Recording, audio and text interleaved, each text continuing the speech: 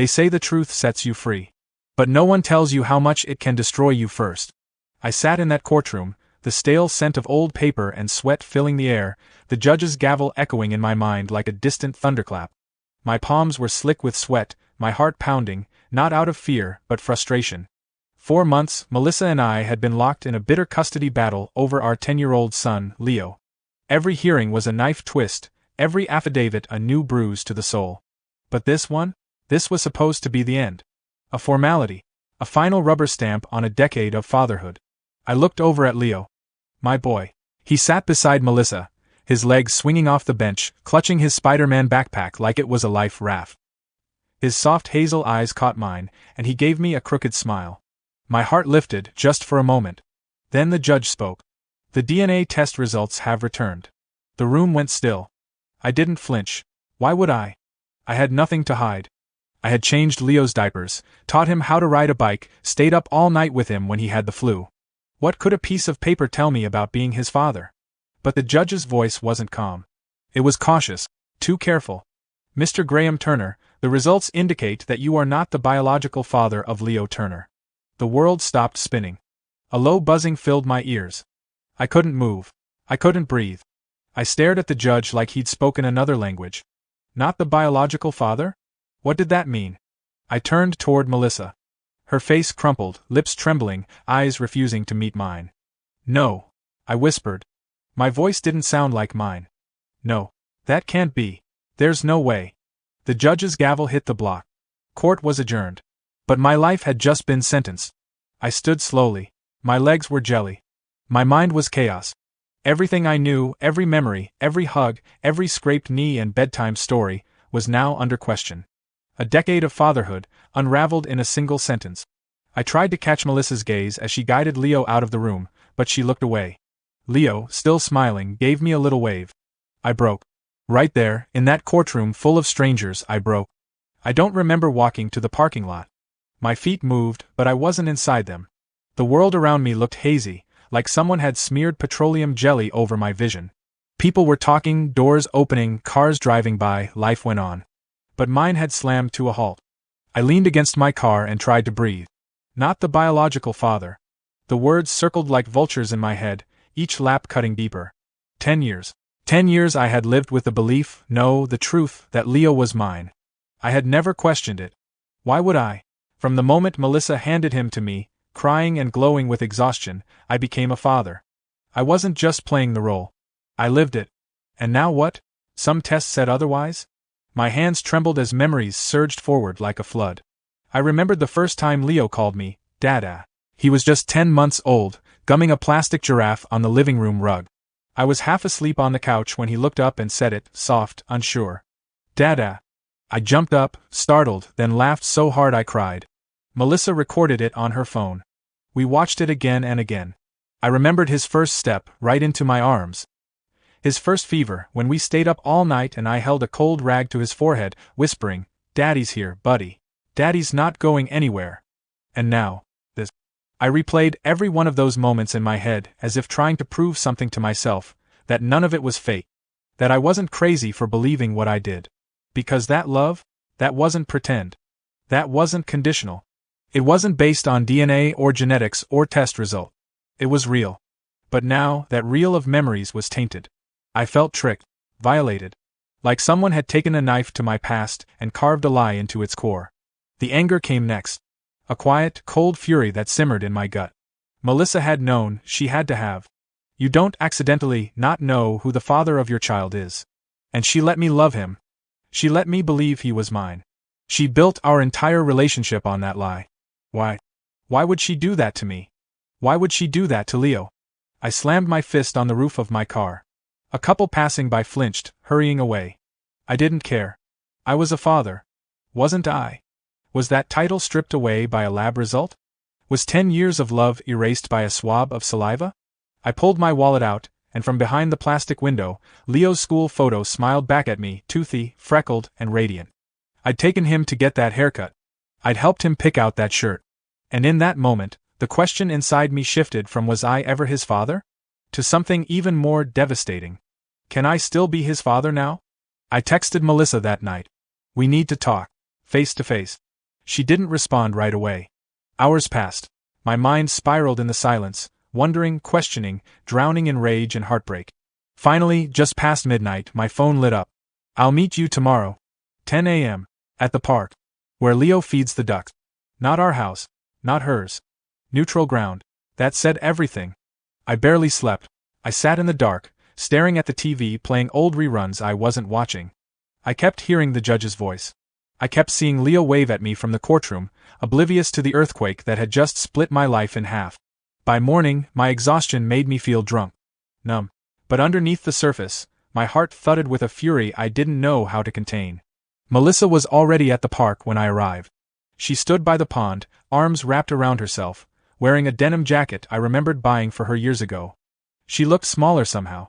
Or maybe I had just stopped looking at her the same way. She turned when she saw me. Her eyes were puffy. "Graham." I cut her off. "Don't," I said. "Don't start with that voice. Just tell me the truth." She looked down at her shoes, as if they held the answers. "I didn't know," she whispered. "Not at first. I was with someone else before you and I got serious. It was messy. A one-time thing. I thought." "You thought he was mine," I snapped. "You let me raise him, love him. You let me believe I had a son." "You do have a son," she said, her voice breaking. "Not according to that damn test." Melissa shook her head. "I was scared, Graham. You were so good. You were so kind. You were ready to be a father. And I loved you for it. I didn't want to ruin that." "So you decided to lie for 10 years? Her lip trembled. "I didn't know how to fix it once we started. And when I saw how much you loved him, how much he loved you, I couldn't take that away. I couldn't tell you. I was afraid you'd leave." I stared at her.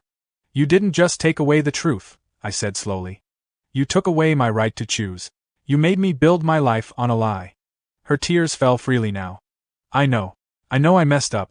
But Graham, Leo loves you. He doesn't know anything else. You're his father. You always have been." I looked away. My chest ached. I didn't know what hurt more, the betrayal, or the fact that I still believed her. That I still wanted to be his dad. "You should have told me," I said. "I didn't want to break your heart," she whispered. Too late. It was already broken. I left her standing there by the pond, alone with her guilt. And for the first time in 10 years, I drove away unsure of where I stood in my own son's life. The next weekend was my scheduled time with Leo. Despite everything that had happened in court, nothing had changed on paper, not yet. I still had shared custody. I still had the right to see him. And I was holding on to that right with white knuckles. Melissa didn't say much when she dropped him off. Her eyes met mine briefly, silently pleading. I nodded stiffly. I wasn't ready to forgive her. Maybe I never would be.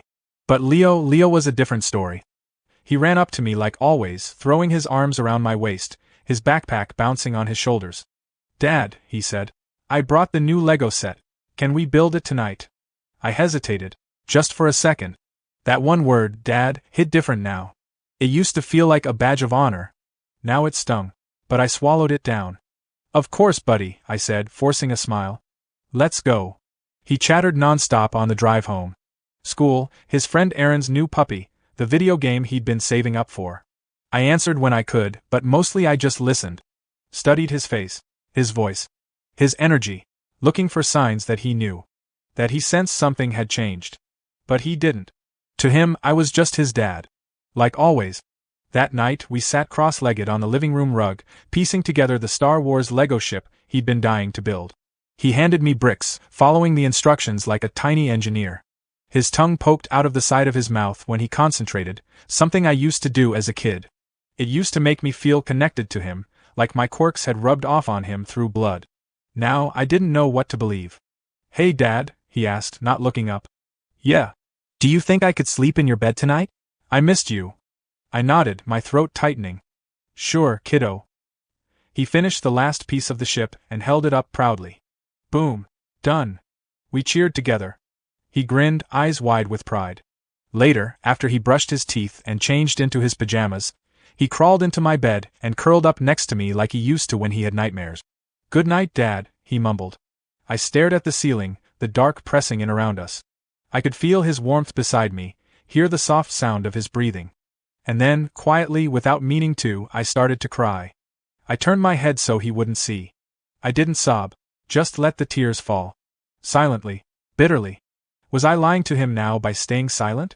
Or was I protecting him from a truth he didn't need? I didn't know. But I knew one thing: I loved him. God, I loved him so much it hurt.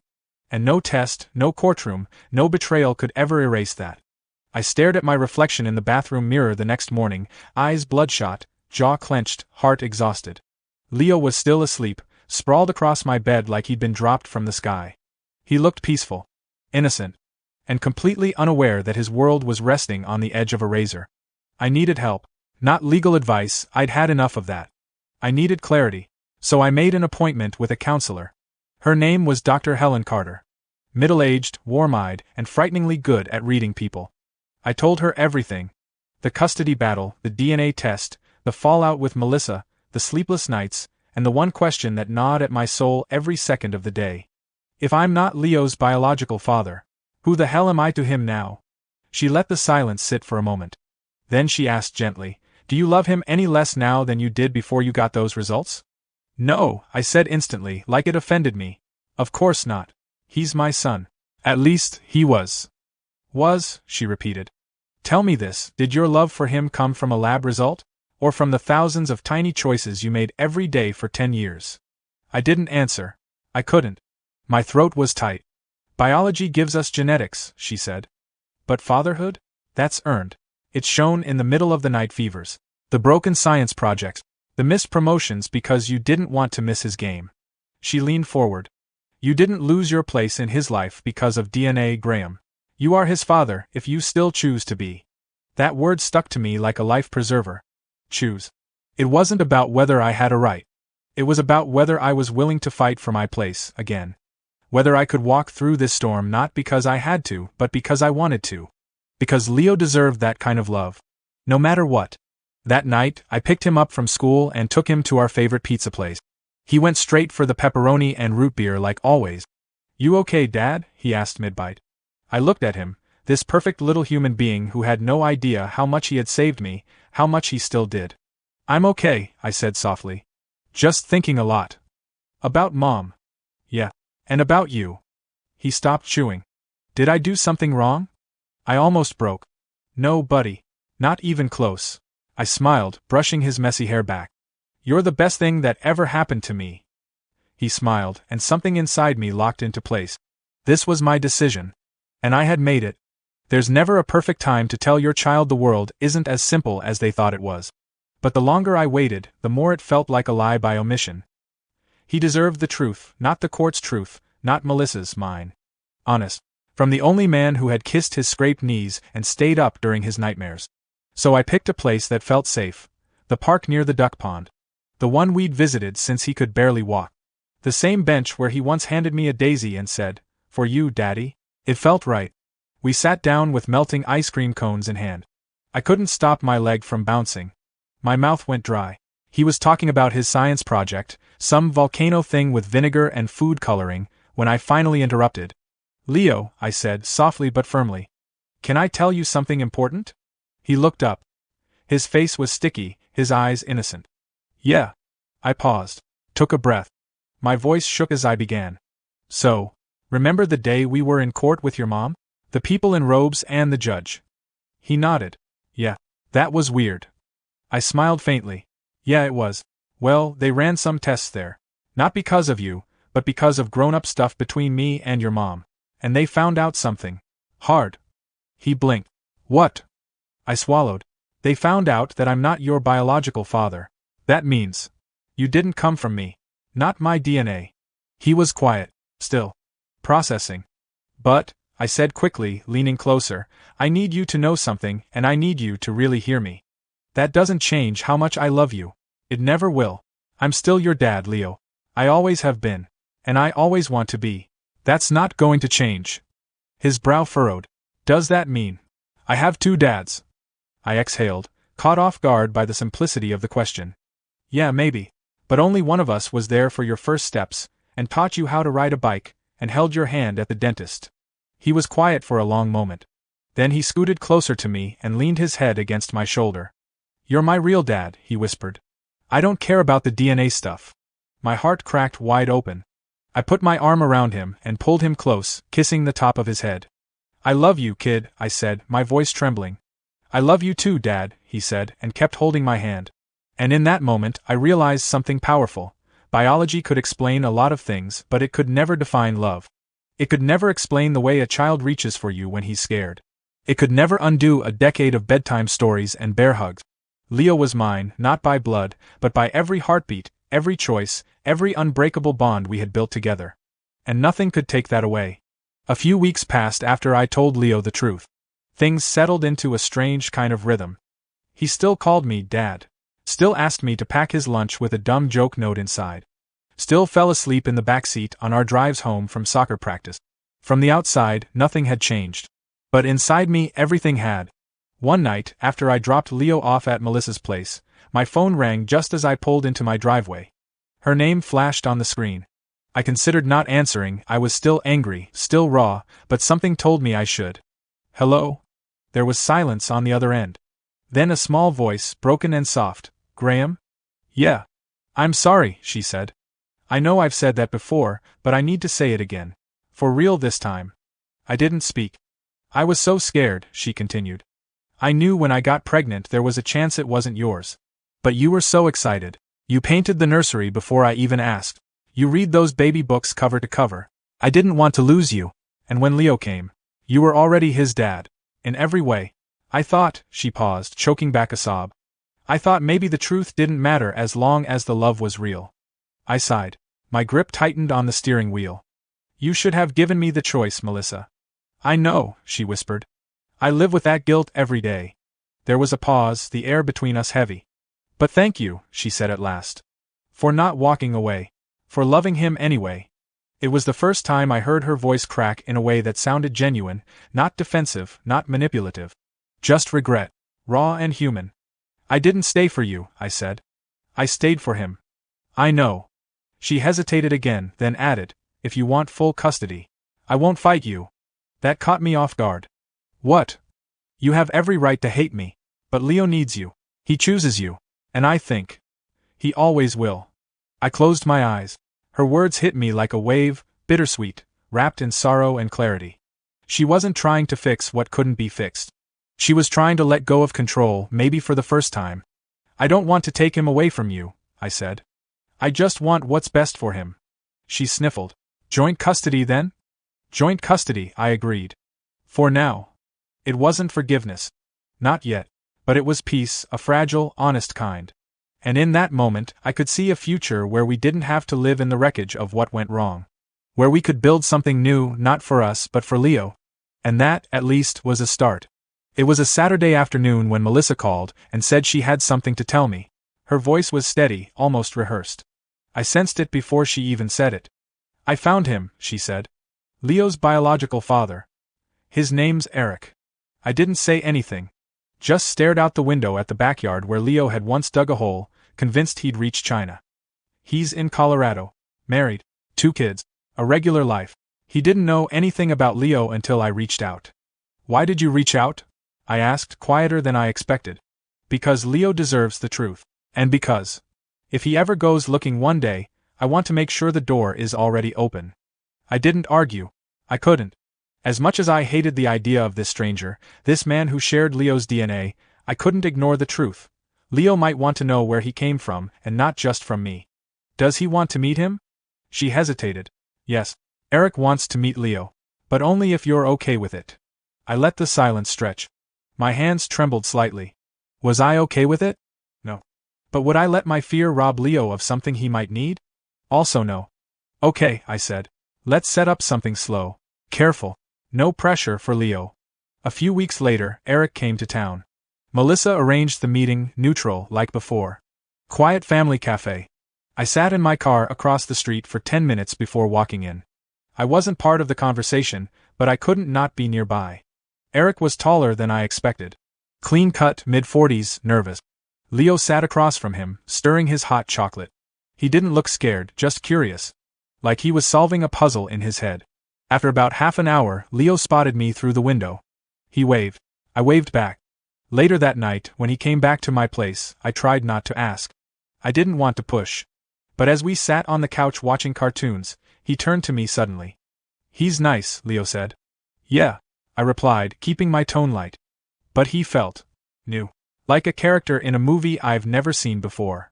I smiled gently. That makes sense. There was a pause. You're not mad, are you? He asked. That I met him? I shook my head. Not even a little. I just want you to know, no matter how many new people you meet, you've still only got one dad who's going to show up at every soccer game, every spelling bee, every time you fall off your bike. He nodded. I know. That's you. He leaned his head against my shoulder and kept watching the screen. But my eyes weren't on the TV. They were on him. It didn't matter where he came from. He was mine. And I wasn't going anywhere. Over the next several months, our lives slowly rearranged themselves into a new kind of normal, not the one I imagined when Leo was born, but one that somehow still fit. A little dented, a little patched together. But real. Leo saw Eric a few times after that first meeting. Just an afternoon here, a lunch there. Always light, always supervised. Melissa and I set boundaries. Eric respected them. And to his credit, he never tried to force his way into Leo's life. He didn't make any grand claims or emotional speeches. He simply showed up when asked, with the quiet dignity of someone who knew he was late to the story and didn't want to ruin the ending. And Leo? He was okay. Really okay. He didn't get confused, or angry, or pulled in opposite directions like I'd feared. Kids are resilient in a way adults rarely give them credit for. What mattered most to him was consistency, love, and honesty, 3 things I could still give him. I kept being there. Every school morning. Every scraped elbow. Every late-night talk when he couldn't sleep and wanted to ask the kinds of questions kids always seem to save for 10 p.m. Do you think I look like him? He asked one night, staring up at the ceiling. You've got his chin, I said truthfully. But your smile? That's all you. And your heart? That one. I like to think you got from me. He smiled and rolled over, tucking himself into the blanket. I'm glad I have you, he murmured. I'm glad I have you too, buddy. I still went to every soccer game, just like I promised. Cheering too loudly, embarrassing him gloriously. We went camping that summer. Just the 2 of us.